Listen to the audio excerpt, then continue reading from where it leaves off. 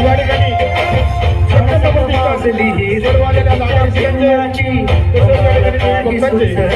सत्यम प्रतिष्ठान आणि सचिदादा स्वागत करतो असण्याची